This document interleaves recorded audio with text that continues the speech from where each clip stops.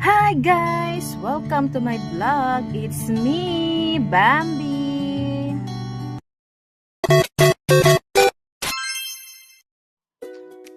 Hi guys, kasama ko na naman yung aking pamangkin na pango.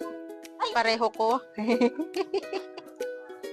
Ito nga pala guys, yung aming market. Hindi ko pala yung market. Papunta sa market. Yan. Ito na yung aming bonbon market. Masagasaan na naman tayo.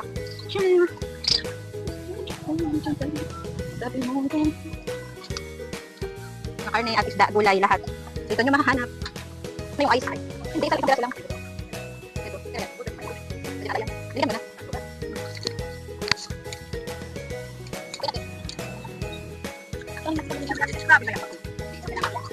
Napakagandang tindera. may tilapia.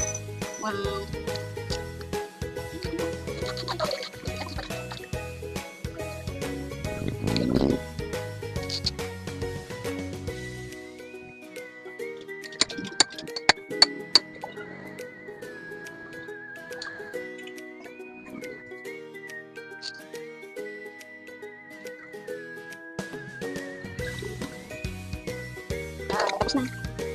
Bibili tayo ng kalamansi. Ate China. Hello. Hello guys.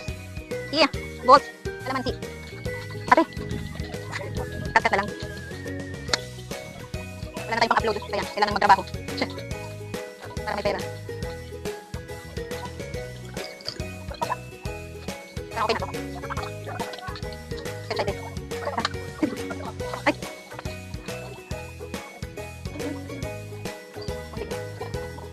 Pachay.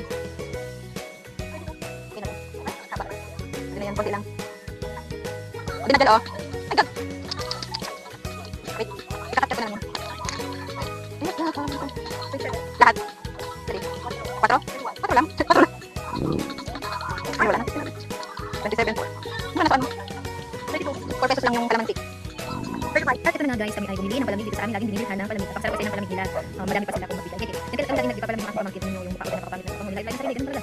Ayun na, nilalagyan namin ate ang aming plastic. Para hindi po sa amin, sa kanila yan. Kasama yung pagbibili ng palamig. Ayan, binigay ko na sa kapamangkin ko yung isa at magtatakalit si ate nung para sa akin. At ayan na nga guys, ang hali na nga yan. Pero sobrang init kaya pumunta muna kami din ng saglit para bumili. Para naman ma-refresh kahit paano yung aming mga sarili. Pero ganun nga talaga.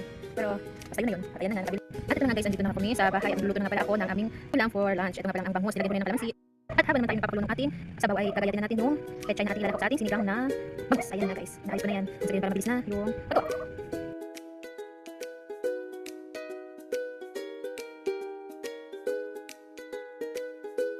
At ito na nga guys,